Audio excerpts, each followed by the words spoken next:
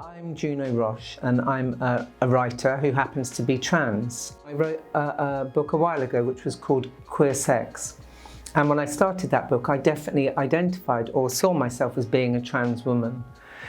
And then through the process of writing the book I realised that there were certain words I'd have to give away because it felt like I was doing work to inhabit them.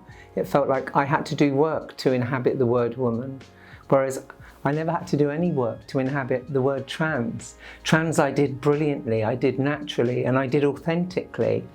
When I woke up in the morning I was trans. When I went to bed at night I was trans. When I dated I was trans.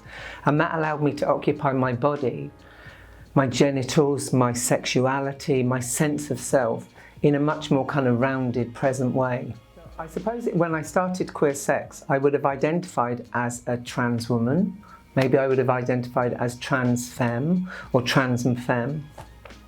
And I kind of realised for me that additional word onto the end of trans, I was kind of using it to clarify myself for other people, but it wasn't clarifying me. Even after surgery, I didn't feel any more like a woman than I ever felt like a man. And my genitals really just always felt like they were trans genitals. And they weren't particularly tied down to any gender, because, you know, I had a genitals that looked like a vagina, but they were made of cock and bull skin. So for me, it was really important to kind of honour my body. And to do that, I had to kind of give away words. So I had to give away the word woman because, you know, as much as it gave me comfort, and I could walk down the street and say, you know, I'm a woman, I'm a trans woman. Actually, it didn't honour my transness and it didn't centre my transness. So I always felt like I was having to do some work to be a woman. And for me, that just didn't feel like it was an authentic place to be in.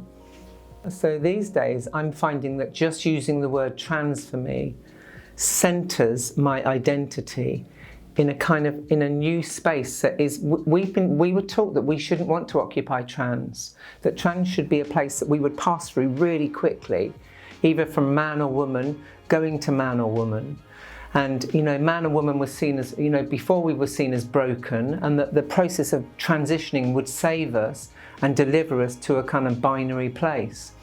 So for me, I just felt like I was at that kind of stop-off point always, and that trans was the word that honoured me and honoured my experience, and also gave kind of breath to me, gave me air and energy.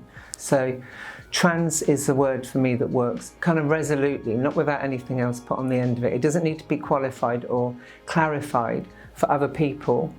And although it kind of, because I disbelieve in gender. I mean, I think gender's the problem. And I think if we use femme and masculine, we're still kind of essentially divvying ourselves up for the unknown person that controls patriarchy. And I'm just not interested in doing that work anymore.